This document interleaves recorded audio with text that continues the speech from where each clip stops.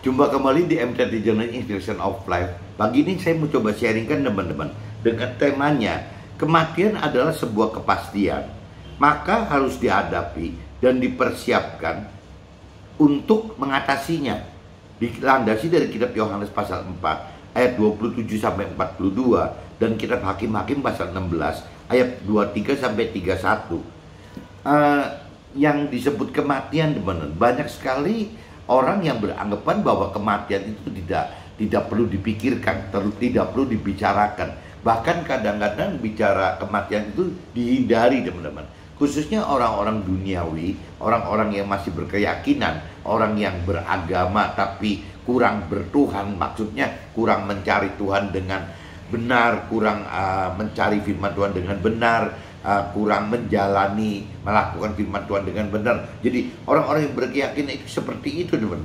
Jadi orang berkeyakinan beragama itu kadang-kadang apabila kita menyinggung masalah kematian, dianggapnya kematian itu benar-benar satu hal yang menjijikan gitu, tidak pantas untuk dibahas.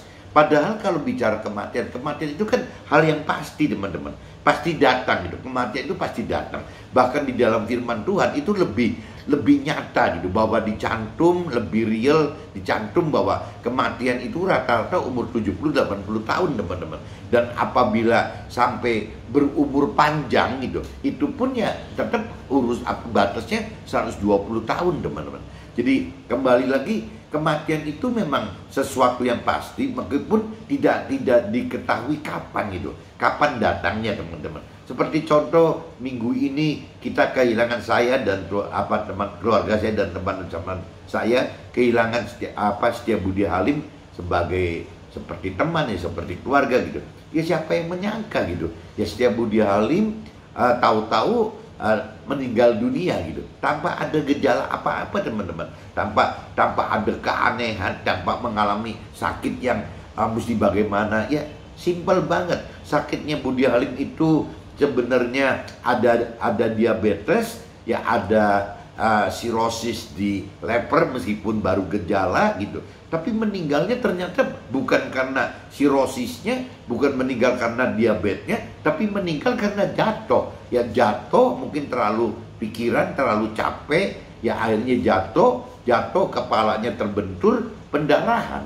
Jadi akhirnya meninggalnya Budi Halim itu bukan karena penyakit diabetes atau penyakit sirosis dari levernya, tapi lebih ke arah pendarahan di otak karena jatuh. Nah, hal-hal ini siapa yang tahu, teman-teman? Ya seminggu sebelumnya dia masih berkantor bareng-bareng gitu ya. Tahu-tahu seminggu menghilang, mengantar keluarganya di Jakarta, dan seminggu berikutnya langsung meninggal dunia, teman-teman. Nah, ini jelas kematian ini itu satu hal yang pasti, teman. Jadi menurut saya kematian itu tidak bisa cuma diabaikan gitu. Tapi kematian itu ya memang mesti dipikirkan, diantisipasi gitu, dihadapi, dipersiapkan, diatasi gitu. Ya harus seperti itu, teman-teman. Bagaimana kita untuk bisa ada persiapan menghadapi kematian tersebut. Itu rasanya menurut saya sangat perlu, teman-teman. Kalau cerita Budi Halim sebenarnya sudah 5-10 tahun belakangan ini gitu. Meskipun Budi Halim itu belum sempat dibaptis secara Nasrani gitu, karena istri dan anaknya, mantunya juga semua Nasrani. Ya harusnya Budi Halim kan pasti ke bawah keluarganya ke Nasrani. Tapi sampai akhir hayatnya Budi Halim belum sempat, teman-teman. Belum sempat sampai di formalitas menerima Tuhan secara formalitas agama gitu, itu belum sempat. Tapi kalau saya lihat 5 tahun, 10 tahun terakhir ini, Budi Halim itu berjuang, teman-teman. Bagaimana mempersiapkan dirinya apabila menghadapi kematian ini, dia tidak diam, teman. Dia tetap menyimak itu gitu. Meskipun secara agama mereka Budi Halim tidak melakukan hal-hal yang diperintahkan agama gitu. Harus secara formality menerima Tuhan di dalam tempat ibadah gitu. Itu belum sampai begitu, teman. Tapi Budi Halim sudah melakukan. Bagaimana Budi Halim sudah mau belajar mengenal akan firman-firman Tuhan dengan membaca kitab suci gitu ya. Budi Halim sudah lakukan itu, bahkan kadang-kadang juga sharing, kadang-kadang menemani saya juga teman-teman dengan beberapa teman, misalnya apabila ada yang kita diminta gitu untuk sharing, kadang-kadang kita juga datangi, termasuk Budi Halim juga teman-teman. Budi Halim itu ikut aktif gitu, ikut aktif untuk mengantar bareng saya gitu ya, cerita ke teman-teman yang atau keluarga yang membutuhkan sharing ya, ikut gitu. Jadi memang Budi Halim itu meskipun belum secara simbolis menerima Tuhan secara agama gitu, tapi ya Budi Halim sudah melakukan itu. Buat saya teman-teman, kematian Budi Halim itu minggu ini Budi Halim tidak ada, itu buat saya itu satu satu hal yang buat saya tidak terlalu khawatir sekali gitu, karena minimal Budi Halim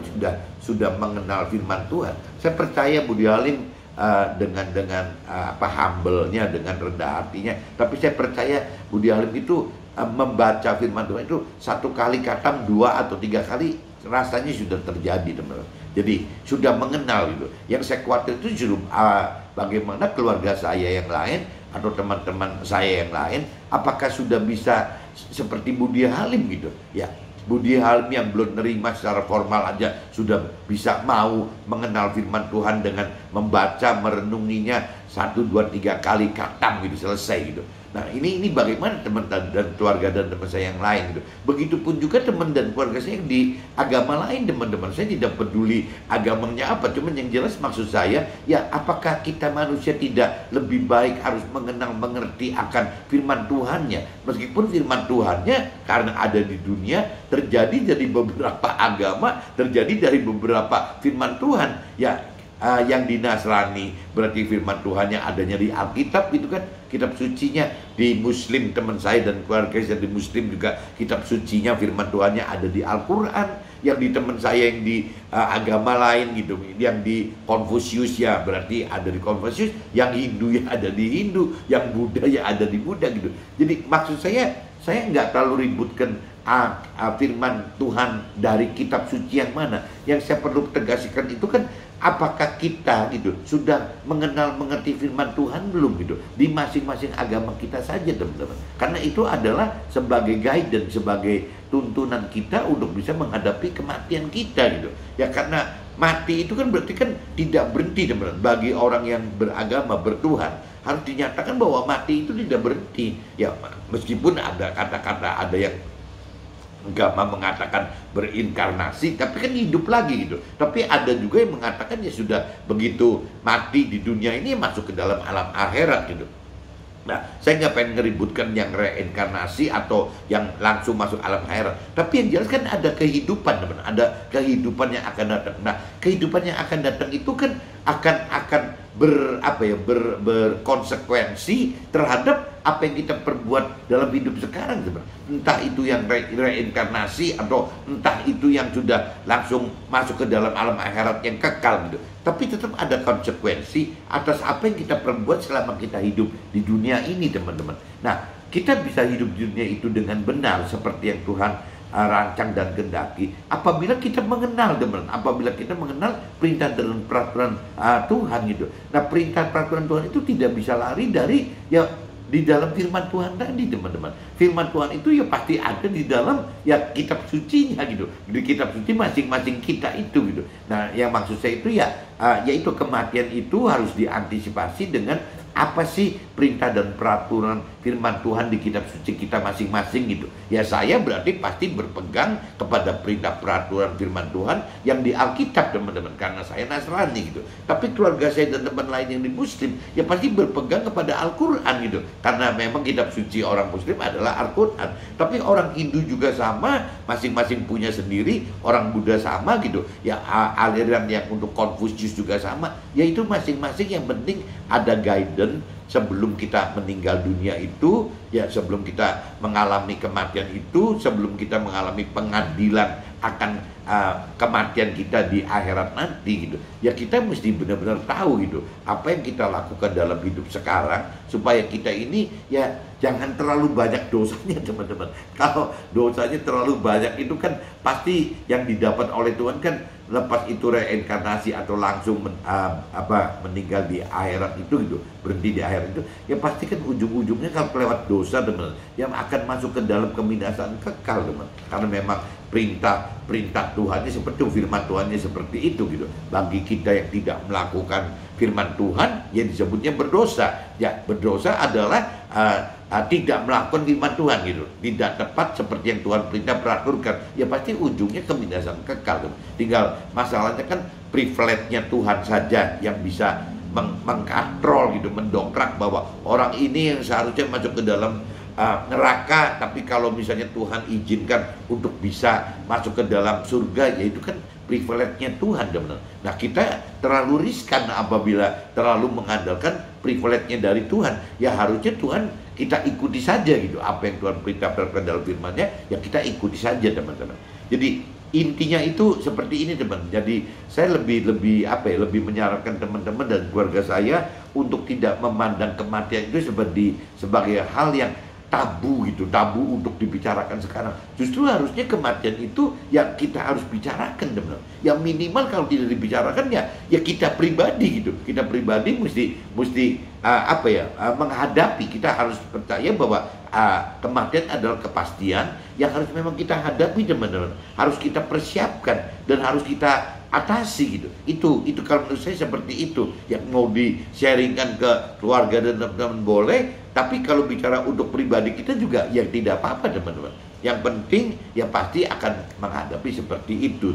Nah kalau kita banyak baca di firman Tuhan, ya memang ujungnya kan dari mulai lahir sampai kematian itu kan terjadi teman, bukan tidak terjadi gitu. Seperti nanti saya mau singgung cerita Simpson gitu, yang hidupnya yang mestinya diberi talenta yang bagus gitu oleh Tuhan, tapi kurang dimanfaatkan oleh Simpson. Tapi pada akhir hidupnya sebelum kematian Simpson, ya Simpson minta kepada Tuhan untuk bisa berbuatlah apa yang bisa diperbuat untuk Tuhan. Ya Simpson lakukan itu teman. Nah kita juga sama teman-teman. Apalagi kalau orang-orang yang sudah seusia saya gitu, yang udah istilahnya sudah masuk ke masa sepuh gitu. Nah ini kalau kita nggak preparation dari sekarang, kita nggak persiapan, mau kapan lagi teman-teman? Ya kalau cerita Budi Halim meninggal lebih dulu bareng saya di antara saya gitu. Ya Budi Halim cuma terpaut 2 tahun dengan saya gitu. Ya berarti apakah saya juga 2 tahun lagi akan meninggal dunia seperti Budi Halim? Ya jangankan 2 tahun teman. Jangan-jangan kalau Tuhan kasih 2 bulan lagi, mungkin aja gitu. Bisa 2 minggu lagi, bisa 2 hari lagi, bisa 2 jam lagi, bisa 2 menit lagi. Nah itu relatif sekali teman. Karena itu adalah misteri. Kematian itu adalah misteri yang tidak bisa kita tentukan kapan gitu harinya datang gitu. Jadi tetap ya kita kembali lagi lebih baik harus tahu bahwa kematian itu adalah kepastian yang memang kita mesti hadapi dan kita persiapkan. Bahkan kita harus mengatasinya. Harus apa gitu? Apa yang harus kita perbuat untuk bisa mengatasi kematian tersebut. Nah ini saya coba bacakan dulu ke teman-teman di kitab Yohanes pasal 4 ayat 27-42, dan nanti saya sambung dengan kitab Hakim-Hakim pasal 16 ayat 23-31. Nah ini saya baca dulu teman-teman sebelum masuk ke draft. Yohanes pasal 4 teman-teman, Yohanes pasal 4, coba teman-teman yang ada kitab suci juga ikut baca Yohanes pasal 4 ayat 27 sampai 42. Tapi saya ini baca kadang-kadang langsung saya universalkan teman-teman, supaya keluarga dan teman-teman saya yang non-Nasrani itu minimal bisa cross check gitu. Pada waktu itu datanglah murid-muridnya dan mereka heran bahwa ia sedang bercakap-cakap dengan seorang perempuan, tetapi tidak seorang pun yang berkata apa yang Tuhan kehendaki atau apa yang Tuhan percakapan dengan dia gitu. Maka perempuan itu meninggalkan tempatnya di sini, lalu pergi ke kota dan berkata kepada orang-orang yang di situ, mari lihat, di sana ada seorang yang mengatakan kepadaku segala sesuatu yang telah aku perbuat. Mungkin dia Kristus itu, jadi Nabi Isa itu. Jadi orang Samaria itu waktu itu ketemu dengan Nabi Isa teman-teman, ketemu dengan Nabi Isa, di mana jadi Nabi Isa itu kepada orang Samaria, yang perempuan Samaria ini pernah bernubuat gitu, pernah bernubuat bahwa si perempuan Samaria itu yang mengaku belum bersuami itu, Nabi Isa udah bernubuat bahwa sudah ada 5 bahkan yang namanya yang sekarang pun bukan suaminya gitu. Sehingga perempuan Samaria itu kaget gitu. Kok Nabi Isa bisa tahu itu? Dia kembali lagi, Nabi Isa bisa tahu itu karena ada roh Tuhan yang memberitahu Nabi Isa gitu. Jadi sepanjang perjalanan Nabi Isa, kan Nabi Isa itu menghidupkan roh Tuhan di dalam Nabi Isa, ya akhirnya segala macam juga tahu deh, karena memang roh Tuhan itu yang memberitahu Nabi Isa gitu, bahwa perempuan Samaria ini meskipun berbohong belum bersuami, seolah-olah belum bersuami, tapi Nabi Isa bisa dapat pendengaran dari roh Tuhan itu bahwa perempuan Samaria itu benarnya sudah punya 5 laki, sudah bergaul dengan 5 laki, dan bahkan yang sekarang pun ada 1 lagi bukan suaminya gitu. Nah, ini perkataan lewat nubuat Nabi Isa seperti ini untuk perempuan Samaria itu menjadi satu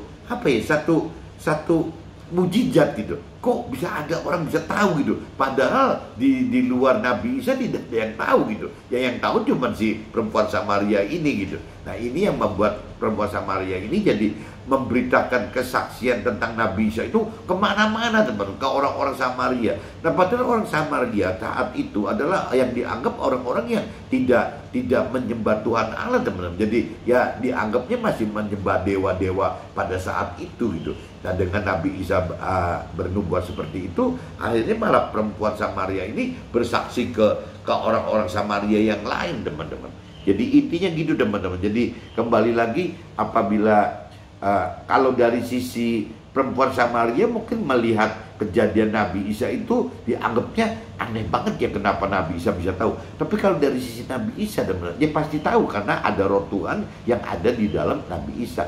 Bahkan kita juga firman Tuhan katakan begitu, teman-teman. Kita ini ya dengan wafatnya Nabi Isa itu, kita ini mendapatkan dari Nabi Isa itu satu yang namanya pengampunan dosa. Jelas Nabi Isa itu istilahnya menebus dosa-dosa kita gitu, secara rohani seperti itu, teman-teman. Jadi sebenarnya kalau kita sudah ditebus oleh dosanya, sebenarnya kembali lagi hidup itu, teman-teman, seperti yang cerita Adam dan Hawa waktu awal gitu. Waktu Adam dan Hawa itu tidak ada dosa gitu, semua juga Tuhan cukupi, tidak ada kemiskinan, tidak ada kesakitan, tidak perlu kerja keras gitu. Sebenarnya kalau kita tanpa dosa saat ini sama, teman-teman, kita juga mengalami seperti rancangan kehendak Tuhan waktu awal Adam dan Hawa. Cuma problemnya kan karena kita berdosa. Nah, dosa kita ini terbagi menjadi 2. Satu dosa turunan karena Adam dan Hawa berbuat dosa, akhirnya kita jadi ke bawah harus bertanggung jawab terhadap dosanya Adam dan Hawa, dosa awalnya kita. Dan juga dosa sebelum kita bertobat, berbalik, bertobat, mencari Tuhan, percaya kepada Tuhan, itu kita juga pasti pernah berbuat dosa. Nah, dosa itu, 2 dosa itu, dosa awalnya Adam dan Hawa dan dosa asal kita sebelum mengenal dan percaya Tuhan, belum terima Tuhan, yaitu ditebus oleh Nabi Isa. Dosanya Nabi Isa itu menebus dosa-dosa kita seperti itu. Nah, kalau kita sudah tertebus, harusnya kita ini sudah lepas dari kutuk-kutuk yang gak enak itu, teman-teman. Harusnya seperti itu gitu. Nah, itu satu. Kedua, Nabi Isa itu meninggalkan untuk kita kan firman Tuhan, teman-teman. Jadi waktu Nabi Isa turun ke dunia gitu, diutus oleh Tuhan Allah ke dunia, Nabi Isa kan memberitakan firman Tuhan itu dengan kekuatan roh Tuhannya gitu, melalui murid-muridnya, teman-teman. Nah, makanya dari murid-muridnya itu tercipta kitab suci ini, teman-teman. Ceritanya kalau di Nasrani seperti itu. Berarti kita bisa mendapatkan firman Tuhan, kitab suci itu ya dari Nabi Isa juga, teman. Jadi Nabi Isa selain menebus dosa kita, Nabi Isa juga menyajikan kitab suci bagi kita. Itu bagi orang Nasrani ceritanya gitu, teman-teman. Dan yang ketiga, teman-teman, Nabi Isa itu waktu wafat ya ketemu Tuhan Allah di dalam surga gitu. Nah, Nabi Isa katakan bahwa Tuhan Allah dimohon untuk bisa menghidupkan roh Tuhan yang sudah ada di dalam manusia itu gitu. Jadi bagaimana Tuhan Allah bisa menghidupkan roh Tuhan seperti Tuhan Allah menghidupkan roh Tuhan di dalam Nabi Isa. Nah, Nabi Isa itu minta itu, teman-teman. Jadi kalau kita bicara 3 permintaan inti yang Nabi Isa minta kepada Tuhan Allah untuk kita manusia gitu. sebagai bungsunya, sebagai adik-adiknya, karena Nabi Isa sebagai sulungnya gitu. Ya, supaya adik-adiknya itu bisa juga serupa dengan Nabi Isa, bisa melakukan firman Tuhan, bahkan bisa sesuai yang Tuhan rancang kendaki, bahwa manusia itu kita sebagai adik-adiknya sulung dari Nabi Isa itu untuk sempurna gitu. Ya itu balik lagi dengan 3 itu teman. Jadi penghapusan dosa, dosa awalnya Adam dan Hawa, dan dosa asalnya kita waktu kita belum terima Tuhan gitu. Yang kedua, Nabi Isa memberikan firman Tuhan gitu untuk kita semua, sehingga kita ada kitab suci sekarang. Dan yang ketiganya ya Nabi Isa memohon kepada Tuhan Allah untuk bisa Tuhan Allah menghidupkan roh Tuhan yang sudah ada di dalam kita kepada semua manusia, bukan ke kita saja teman-teman, bukan cuma ke orang Nasrani, ke semua agama gitu, ke semua manusia. Jadi kalau yang saya tahu di teman-teman saya, di keluarga saya yang di Muslim itu, katakan bahwa roh Tuhan itu disebutnya nur, cahaya yang dari Tuhan yang ada di dalam mereka gitu, di orang-orang Muslim. Tapi sama aja intinya teman-teman. Jadi kalau bicara roh kebenaran, ya roh terang juga. Di dalam Nasrani roh Tuhan juga disebutnya roh terang gitu, roh kudus, roh terang, roh kebenaran, roh apa ya intinya seperti itu. Jadi ya memang terang yang dari Tuhan gitu. Nah ini saya cerita di kitab sucinya, maksudnya cerita perempuan Samaria itu seperti itu teman. Nah mari, ini si perempuan Samarianya. Mari lihat, di sana ada seorang yang mengatakan kepadaku segala sesuatu yang telah ku perbuat. Mungkin kan dia si Nabi Isa itu. Jadi ya itu tadi si perempuan Samaria katakan ke teman-temannya bahwa tuh itu yang bernubuat kepada dia gitu loh. Jadi kalau cerita waktu itu orang Samaria katakan seorang yang mengatakan kepadaku segala sesuatu yang telah ku perbuat gitu. Nah, ini kalau bicara dari sisi firmannya, namanya dari sisi Nasrani disebutnya nubuat teman-teman. Tapi kalau dari sisi orang dunia ya mengatakan kepadaku segala sesuatu yang telah kuperbuat gitu. Jadi kayak bisa nebak, bisa ngeramal gitu teman. Itu namanya kalau di Nasrani nubuat teman. Mungkin dia itu Nabi Isa. Maka mereka pun pergi keluar kota, lalu datang kepada Nabi Isa. Sementara itu murid-muridnya Nabi Isa mengajak Nabi Isa, katanya, Rabi, makanlah. Akan tetapi Nabi Isa berkata kepada mereka, padaku ada makanan yang tidak kamu kenal. Jadi Nabi Isa katakan begitu, ya padaku ada makanan yang tidak kamu kenal. Maka murid-muridnya berkata seorang kepada yang lain, adakah orang yang telah membawa sesuatu kepadanya untuk dimakan? Jadi dianggapnya waktu Nabi Isa katakan begitu itu seolah Nabi Isa sudah dapat makanan dari orang lain gitu. Padahal Nabi Isa tidak maksudnya begitu. Nah terus kata Nabi Isa kepada mereka, makanan Nabi Isa ialah melakukan kehendak Tuhan Allah yang mengutus Nabi Isa dan menyelesaikan pekerjaan Tuhan Allah gitu. Jadi bagi Nabi Isa teman-teman, makan itu ada dua teman-teman. Ada makan yang berupa jasmani, ya seperti makanan yang dimaksud dengan murid-muridnya. Tapi juga Nabi Isa katakan bahwa manusia itu perlu makan rohani. Nah ini yang Nabi Isa katakan, makananku adalah menyelesaikan pekerjaan Tuhan Allah itu ya maksudnya itu teman-teman. Bagaimana makanan rohani itu adalah bagaimana melakukan firman Tuhan. Melakukan firman Tuhan itu adalah makanan hidup, makanan rohani. Nah kita hidup berarti kan ada dua teman-teman. Ada makanan jasmani ya bagi tubuh kita, dan ada makanan rohani bagi roh kita. Nah ini yang mesti kita tahu teman-teman, bahwa manusia itu karena terdiri dari tubuh, jiwa, roh. Jadi makanannya itu tidak bisa seperti orang dunia atau orang keyakinan makannya cuma satu macam aja gitu. Yang dimakan hal-hal duniawi saja. Lah rohaninya kan kelaparan gitu. Nah sedangkan di sini kan mesti ada dihidupkan juga rohaninya. Rohani harus dihidupkan. Kalau jiwa teman, tubuh, jiwa dan roh, jiwa itu kan ikut teman. Mana yang dominan, jiwa itu akan ikut gitu. Kalau yang dominannya tubuh, jiwa akan ikut ke dalam tubuh. Tapi kalau yang dominannya roh gitu, ya jiwa juga akan ikut ke dalam roh gitu. Jadi jiwa itu adalah jembatan gitu, jembatan antara tubuh dan roh gitu teman-teman. Bukankah kamu mengatakan 4 bulan lagi tibalah musim menuai? Tetapi aku berkata kepadamu, lihatlah sekelilingmu dan pandanglah ladang-ladang yang sudah menguning dan matang itu untuk dituai. sekarang juga penuai telah menerima upahnya, dan ia mengumpulkan buah untuk hidup yang kekal, sehingga penabur, penuai sama-sama bersuka cita. Sebab dalam hal ini benarlah peribahasa yang seorang menabur dan yang lain menuai. Aku mengutus kamu untuk menuai apa yang tidak kamu usahakan. Orang lain berusaha dan kamu datang memetik hasil usaha mereka.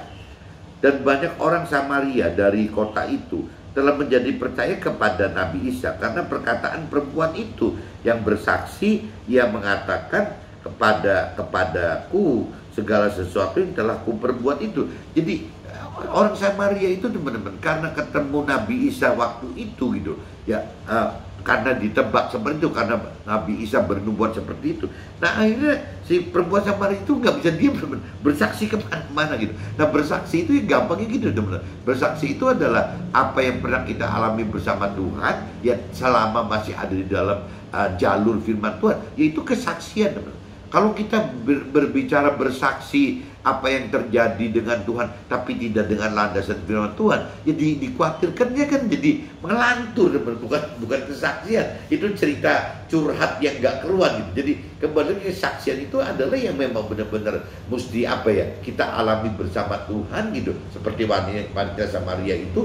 Dan memang di dalam firman Tuhan ya, di dalam Nabi Isa itu gitu, karena firman waktu itu ya ada di mulutnya Nabi Isa gitu. Jadi perempuan Samaria itu ya menyaksikan hidup bersama mengetahui bersama Tuhan itu dengan ya dasar firman Tuhan dari ya perkataannya Nabi Isa yang hidup itu. Perkataan Nabi Isa itu kan firman Tuhan waktu itu teman-teman. Nah ini yang mesti kita camkan, bahwa apabila kita mau bersaksi juga harus begitu teman. Ceritanya harus yang berkaitan dengan Tuhan Allah, tetapi juga dengan dasar-dasar ya harus ada firman Tuhannya gitu. Ketika orang-orang Samaria itu sampai kepada Nabi Isa, mereka meminta kepadanya supaya Nabi Isa tinggal pada mereka. Dan Nabi Isa pun tinggal di situ 2 hari lamanya. Malah si orang-orang Samaria nahan gitu. Nabi Isa nggak boleh pergi, malah disuruh tinggal sampai 2 hari. Nah memberitakannya ya kebenaran firman Tuhan itu. Jadi Nabi Isa bisa punya peluang untuk memberitakan kebenaran firman Tuhan oleh karena kesaksian perempuan Samaria kepada teman-teman Samarianya, keluarga Samarianya. Teman-teman bisa nangkep ini enggak? Nah itu gunanya teman-teman, gunanya perempuan Samaria bersaksi itu akhirnya ada peluang untuk memberitakan kebenaran firman Tuhan itu. Dan kita juga sama teman-teman, waktu kita bersaksi ya akan ada peluang, akan melahirkan peluang untuk orang itu ya mendengarkan perintah dan peraturan firman Tuhan. Itu yang sangat dibutuhkan oleh Tuhan Allah tuh itu teman. Bagaimana kita menjadi saksi supaya firman Tuhan dapat dinyatakan gitu. Nah ini sama contohnya si perempuan Samaria itu sudah berbuat begitu teman.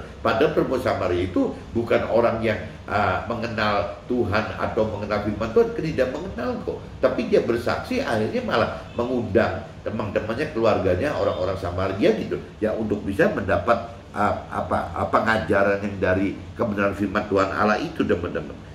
Dan lebih banyak lagi orang yang menjadi percaya kepada perkataannya.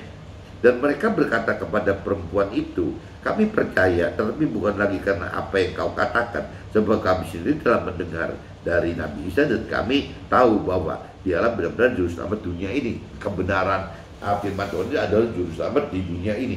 Jadi ini sudah saya bacakan teman-teman di kitab Yohanes pasal 4 ayat 27 sampai 42. Jadi intinya seperti itu teman-teman ya. Alangkah gunanya orang perempuan Samaria itu karena bersaksi kepada keluarga dan teman-teman Samarianya, akhirnya ya kebenaran firman Tuhan dapat disampaikan oleh Nabi Isa. Nah yang Tuhan Allah kehendaki itu kita juga melakukan hal yang sama seperti Nabi Isa lakukan teman-teman. Jadi ini sebelum kita mati itu harusnya secara rohani ya kita harus melakukan firman Tuhan sebenarnya itu teman-teman. Jadi sebelum kematian itu kita harus punya kemampuan untuk bisa memberikan firman Tuhan. Nah ini saya lanjut lagi teman-teman di ceritaan Simson ini yang tadi saya singgung gitu. Cerita Simson itu ada di kitab Hakim-Hakim pasal 16 teman-teman. Kitab Hakim-Hakim pasal 16 ayatnya 23 sampai 31 teman-teman. Nah teman-teman yang ada kitab suci, Alkitab di pinggir, coba ikut baca saja. Tapi saya baca dengan, biasanya saya langsung universalkan teman-teman. Simson mati, perikop ini judulnya itu, Simson mati. Sesudah itu berkumpullah raja-raja kota orang Filistin untuk mengadakan perayaan korban sembelihan yang besar kepada Dagon. Nah, Dagon ini dewa teman-teman. Jadi orang Filistin itu waktu itu menyembah dewa gitu. Dewa itu Allah mereka. Jadi Allah dalam huruf kecil ya, berarti jadi dianggapnya Tuhannya mereka gitu. Tapi dewa Dagon gitu. Dan untuk bersukaria kata mereka, telah diserahkan oleh Allah kita, oleh si Dagon tadi, dewa itu gitu. Kita ke dalam tangan kita, Simson musuh kita. Jadi karena Simson itu istilahnya waktu itu adalah orang yang percaya Tuhan Allah gitu, orang yang hidup karena kasih karunia Tuhan Allah gitu. Ya akhirnya Simson disebutnya musuh gitu, musuhnya si dewa Dagon itu gitu. Dan ketika orang banyak melihat Simson, mereka memuji Allah mereka, memuji Dagon ya, sambil berseru, telah diserahkan oleh Dagon kita ke dalam tangan kita, musuh kita si Simson tadi gitu, merusak tanah kita dan yang membunuh banyak teman-teman kita. Ketika hati mereka riang gembira, berkatalah mereka, panggillah Simson untuk melawak bagi kita. Simson dipanggil dari penjara, lalu ia melawak di depan mereka. Kemudian mereka menyuruh dia berdiri di antara tiang-tiang. Berkatalah Simson kepada anak yang menuntun dia, lepaskanlah aku dan biarkanlah aku meraba-raba tiang-tiang penyangga rumah ini, supaya aku dapat bersandar kepadanya. Adapun gedung itu penuh dengan laki-laki dan perempuan. Segala raja kota orang Filistin ada di sana. Dan di atas soto ada kira-kira 3.000 orang laki-laki dan perempuan yang menonton lawak Simson itu. Berserulah Simson kepada Tuhan, katanya, ya Tuhan Allah, ingatlah kiranya kepadaku dan buatlah aku kuat sekali ini saja, ya Allah, supaya dengan satu pembalasan juga kubalaskan kedua mataku itu kepada orang-orang Filistin. Kemudian Simson merangkul kedua tiang yang paling tengah penyangga rumah itu, lalu bertopang kepada tiang yang satu dengan tangan kanannya dan kepada tiang yang lain dengan tangan kirinya. Berkatalah Simson, biarlah kiranya aku mati bersama-sama orang Filistin itu. Lalu membungkuklah ia sekuat-kuatnya. Maka rubuhlah rumah itu menimpa raja-raja kota itu dan seluruh orang banyak yang ada di dalamnya. Yang mati dibunuhnya pada waktu matinya itu lebih banyak daripada yang dibunuhnya pada waktu hidupnya. Sesudah itu datanglah ke sana saudara-saudaranya dan seluruh keluarganya. Mereka mengangkat dia, membawanya dari sana, lalu menguburkannya di antara Jora dan Esitaol gitu, di dalam kubur Manoah ayahnya. Dia memerintah sebagai hakim atas orang Israel 20 tahun namanya. Nah, cerita Simson itu pada akhir hayatnya mengalami seperti ini teman-teman. Jadi Simson itu menyesal bahwa dia itu merasa bersalah gitu. Ya akhirnya ya dia tebus kesalahan Simson itu dengan cara yaitu membunuh orang-orang Filistin itu yang menyembah dewa itu gitu. Tapi ini teman-teman mesti jangan salah artikan.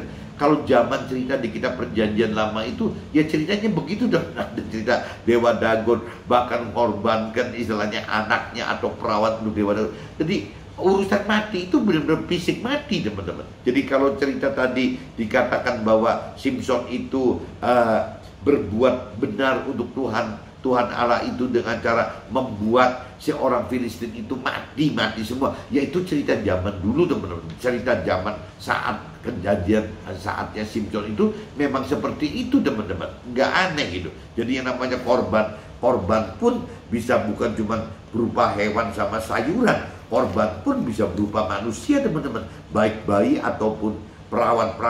Kalau zaman sekarang kan nggak ada teman-teman. Nah, jadi kalau kita konversikan ke zaman sekarang, apa yang Simson perbuat itu bukan mematikan fisiknya musuh kita atau apa orang lain gitu, tapi ya maksudnya bagaimana Simson mesti bisa mematikan nafsu duniawinya Simson sendiri. Ya kitanya nih harus mematikan nafsu duniawi kita bisa juga mematikan nafsu duniawi keluarga kita, teman kita, dan sesama kita teman-teman. Jadi jangan disalah artikan seolah-olah kayak kita ini hidup seperti zamannya Simpson, masih hidup barbar gitu, masih urusannya hidup mati secara fisik gitu. Dan bukan gitu teman-teman. Jadi kembali lagi ya, zaman sekarang sudah bukan zaman dahulu gitu. Ya kita harus masuk mematikan itu, dalam arti kata bukan mematikan fisik kita, tapi mematikan nafsu-nafsu daging kita, mematikan nafsu duniawi kita, baik untuk kita sendiri, kita juga ajarkan, beritakan, saksikan kepada keluarga kita, teman kita, dan sesama kita juga sama teman. Bagaimana untuk mematikan itu. Jadi musuh kita sekarang itu bukan musuhnya orang Filistin seperti Simpson. Musuh kita itu adalah nafsu duniawi teman. Untuk semua manusia gitu. Jadi sekarang kita secara manusia tidak ada bermusuhan apa-apa. Yang dimusuhin kita itu adalah roh jahat yang di udara itu, yang nafsu-nafsu dunia itu teman. Itu musuh kita yang sekarang itu teman-teman. Nah ini saya coba masuk ke dalam draft aja teman-teman, draft yang saya buat itu ya. Yohanes pasal 4:34, kata Nabi Isa kepada mereka, makananku ialah melakukan kehendak Tuhan yang mengutus Nabi Isa tersebut dan menyelesaikan pekerjaan Tuhan itu. Dan jika kita akan mengikuti Nabi Isa sebagai sulung kita dan hendak serupa dengan Nabi Isa, maka kita harus hidup dengan melakukan firman Tuhan. Nah ini banyak sekali. Jangan kalau kita bicara Nabi Isa itu kan khususnya kan bagi kaum Nasrani teman-teman. Nah di dalam kaum Nasrani sendiri belum tentu orang bisa mengerti Nabi Isa lebih dalam, secara dalam. Kadang-kadang juga tidak teman. Kalau kita tidak pernah membaca firman Tuhan, bagaimana kita bisa mengenal Nabi Isa gitu? Bagaimana kita bisa mengenal firman Tuhan? Bagaimana kita bisa tahu janji Tuhan? Bagaimana kita bisa tahu rancangan dan gerak Tuhan? Kita tidak membaca firman Tuhan, ya otomatis kita tidak akan mengenal teman-teman. Nah harusnya kan kembali lagi harus mengenal gitu. Jadi kembali lagi di sini ya, jangankan yang bukan Nasrani gitu, yang Nasrani aja belum tentu mengenal ya Nabi Isa, belum tentu mengenal firman Tuhan gitu. Ya ini yang kita mesti koreksi diri. Ya seharusnya ya kalau menurut saya gitu, ya orang-orang Nasrani ya harus dong yang mengenal Tuhan Allah atau Nabi Isa melalui Alkitabnya gitu. Tapi kalau bagi teman-teman saya atau keluarga saya yang Muslim, ya harus dong tahu yang namanya Tuhan Allah dan Nabi Muhammad melalui kitab suci Al-Qur'annya kan. Harusnya masing-masing begitu. Yang Hindu juga sama gitu. Harus mencari Tuhannya sendiri, mencari nabinya sendiri. Yang namanya Buddha juga sama, ya harus mencari firman Tuhannya sendiri, mencari nabinya sendiri gitu. Yang namanya Konfusius juga sama, dan semua yang lain juga sama dengan bagaimana mencari apa yang diperintahkan oleh firman Tuhan itu, kebenaran dari firman Tuhan, dan melewat nabi-nabinya gitu. Kalau enggak kita nggak pernah tahu.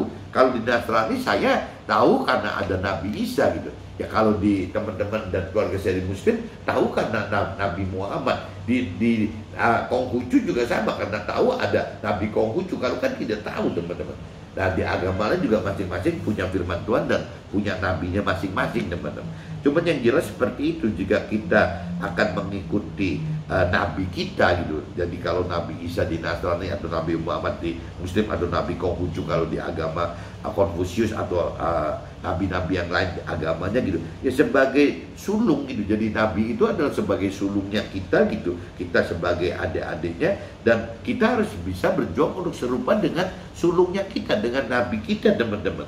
Maka kita harus hidup dengan yang melakukan firman Tuhan gitu. Nabi kita pasti melakukan firman Tuhan. Kalau nabi kita tidak melakukan firman Tuhan, rasanya tidak bakal jadi mendapatkan gelar nabi yang kita akui sampai sekarang teman-teman. Yohanes pasal 4 ayat 39, dan banyak orang Samaria dari kota itu telah menjadi percaya kepadanya karena perkataan perempuan itu. Jadi banyak sekali teman-teman dan keluarga perempuan Samaria itu jadi percaya gitu, percaya kepada si perempuan Samaria itu akan apa yang dia saksikan itu, dan akhirnya ya dengan alami mujizat berupa nubuatan atau apapun juga, Tuhan membuat orang yang tidak kenal atau belum mengenal Tuhan dan firman Tuhan dapat memberitakan Tuhan melalui kesaksian hidup yang di dalam bersama Tuhan. Jadi ini maksudnya teman-teman, kalaupun kita misalnya si perempuan di adai-adaian kita ini seperti perempuan Samaria itu yang cuman ya mungkin balik lagi ya cuman tahu akan Tuhan dan firman Tuhan, Tuhan Allah dan firman Tuhan Allah, bukan mengenal loh. Ya rasanya saat ini bukan cuma perempuan Samaria, banyak juga orang yang beragama juga sebenarnya belum mengenal Tuhan Allah dengan benar, belum mengenal firman Tuhan Allah dengan benar. Cuman secara agama sudah menerima gitu, menerima adanya Tuhan Allah gitu. Tapi sebenarnya kalau kita belajar lebih dalam juga sama, gak beda dengan perempuan Samaria yang tadi sebenarnya memang tidak mengenal Tuhan Allah dan tidak mengenal firman Tuhan Allah. Cuman karena ada mujizat berupa nubuatan dari Nabi Isa itu gitu, ya Tuhan melalui Nabi Isa itu, akhirnya si perempuan Samaria itu malah mendapatkan seperti mujizat dan diceritakan kepada keluarga dan teman-teman Samarianya. Nah itu kan bersaksi benar. Jadi Tuhan pengen kita bersaksi gitu. Apalagi kita yang sudah ada di dalam Nasrani, ya kita bersaksi Tuhan Allah secara versi Nasrani. Apabila kita ada di Muslim, ya kita bicara bersaksi Tuhan Allah secara versi Muslim gitu. Harusnya seperti itu teman. Sehingga teman-teman yang belum bertuhan Allah ya harus mencari Tuhan Allah gitu. Yohanes 4 ayat 40 sampai 42. Banyak orang mengenal itu oleh kata orang lain. Jadi banyak orang mengenal Tuhan, banyak orang mengenal Tuhan gitu ya oleh karena kata orang lain. Padahal itu bukan mengenal, tetapi sebatas tahu saja. Mengenal Tuhan itu harus sampai membaca dan merenungi perintah dan peraturan firman-Nya, sehingga mampu mengerti dan mampu melakukan firman Tuhan bersama dengan Roh Tuhan yang dihidupkan di dalam kita. Nah ini kembali lagi teman, apabila kita tidak mengenal Tuhan dengan cara seperti ini, akhirnya ya kita cuma mengenal Tuhan dengan cara sepikiran perasaan kehendak kita aja. Sebenarnya kembali kalau kita ulang tuh, ya banyak orang yang teman-teman mesti ingat, banyak orang mengenal Tuhan oleh kata orang lain saja gitu. Jadi kata orang akhirnya ya cuman dia sebutnya mengenal, padahal kan tidak gitu. Kategori padahal ini kan bukan mengenal, tetapi sebatas tahu saja. Kalau kata orang loh urusan. Kalau kita mau tahu jelas apa Tuhan Allah itu, ya harus mengenal firman-Nya teman-teman. Harus mengenal perintah dan peraturan firman-Nya gitu. Sehingga kita mampu bukan cuma mengenal, tapi kita juga mampu mengerti, bahkan mampu melakukan firman Tuhan. Nah itu mengenal beneran seperti itu teman-teman. Bukan berhenti cuma di pikiran perasaan kehendaknya sendiri karena cuma tahu gitu. Mengenal itu harus akan berlanjut dengan lebih dalam mengenal, lebih mampu mengerti dan lebih mampu melakukan firman Tuhan. Lanjutnya mengenal itu teman. Jadi kalau teman-teman yang mengaku mengenal tapi tidak mengerti firman Tuhan dan tidak melakukan firman Tuhan, itu berarti bukan mengenal, itu cuma sekedar tahu saja gitu. Jadi kalau kita berani ngomong kita kenal Tuhan Allah, kita kenal firman Tuhan Allah, ya kita pasti berlanjut akan mengerti firman Tuhan Allah, akan makin tahu pribadi Tuhan Allah, dan akan melakukan firman Tuhan Allah teman, untuk dia Tuhan Allahnya sendiri gitu. Nah itu mengenal yang benar itu seperti itu teman-teman. Hakim-Hakim pasal 16 ayat 23 sampai 27. Simpson adalah orang yang diurapi Tuhan sejak kelahirannya, tetapi Simpson tidak hidup benar dengan talenta yang Tuhan beri, sehingga hidupnya tidak di jalan Tuhan, maka tidak alami keselamatan akhirat, bahkan tidak dapat alami juga, tidak dapat menerima kesuksesan dari dunia yang Tuhan janjikan bagi kita semua, bagi Simpson juga gitu. Jadi karena Simpson tidak hidup dengan cara yang perintah peraturan firman Tuhan tadi sebenarnya. Selama kita tidak hidup dengan perintah sesuai dengan perintah peraturan firman Tuhan, ya kita tidak akan dapat menuai janji-janji Tuhan teman. Kita tidak bisa menjadi warisnya Tuhan karena kita memang tidak melakukan apa yang diperintah peraturan firman Tuhan. Jadi kaitannya kan begitu teman. Kita harus bisa, apabila kita mau masuk dalam rancangan kehendak Tuhan, yang berarti kita akan menerima janji-janji Tuhan. Kita akan menerima janji-janji Tuhan apabila kita mengerti dan melakukan firman Tuhan. Kita mampu mengerti dan melakukan firman Tuhan apabila kita mengenal firman Tuhan. Kita bisa mengenal firman Tuhan apabila kita lebih dalam menggali akan firman Tuhan gitu. Nah urutannya seperti itu, dan ujung-ujungnya kembali lagi teman, untuk bisa mengenal, mengerti dan melakukan firman Tuhan itu tetap harus menghidupkan Roh Tuhan teman. Roh Tuhan yang ada di dalam kita. Nah kalau kita tidak tahu bahwa di dalam kita ada tubuh jiwa roh, nah akhirnya kita juga bingung bagaimana menempatkan Roh Tuhan di dalam kita. Jadi kembali lagi, karena lebih dalam mengenal itu, ya akhirnya Tuhan berikan Roh Tuhan kepada kita untuk mampu mengerti firman Tuhan lebih dalam lagi, untuk mampu melakukan firman Tuhan lebih berani lagi. Nah itu berarti ada firman Tuhan, ada Roh Tuhan, ada iman, yang satu paket, sehingga kita ya level iman kita jadi tinggi, kedalaman pengenalan pengertian firman kita juga jadi dalam gitu. Ya itu yang membuat kita satu saat akan lebih dewasa rohani, teman-teman. Hakim-Hakim pasal 16 ayat 28 sampai 29. Simson menyadari bahwa kematian adalah kepastian. Maka Simson berusaha untuk hadapi dan persiapkan dengan mengatasi, menebus dosa-dosa mereka, dosa-dosa Simson. Karena kesalahan yang dengan berusaha melakukan perintah dan perintah firman Tuhan tadi. Jadi Simson sadar itu berdosa, yang melanggar perintah firman Tuhan, tidak manfaat talenta maksimal untuk Tuhan gitu. Ya akhirnya Simson ya itu berusaha untuk menebus dosa-dosa Simson tadi, teman-teman. Jadi Simson itu sebelum kematiannya itu sudah kembali lagi bagaimana kematian itu dihadapi, bagaimana kematian itu dipersiapkan, ya bagaimana ya mengatasinya, yaitu dengan cara lihat momen ya, begitu Simson melihat bahwa ada pesta begitu, raja-raja orang Filistin, masyarakat Filistin kumpul semua, ya akhirnya Simson berkorban gitu, ya meninggal dunia, tapi banyak sekali mematikan musuh-musuhnya yang tidak percaya Tuhan itu. Nah kalau zaman sekarang misalnya kita berkorban sebelum meninggal, ya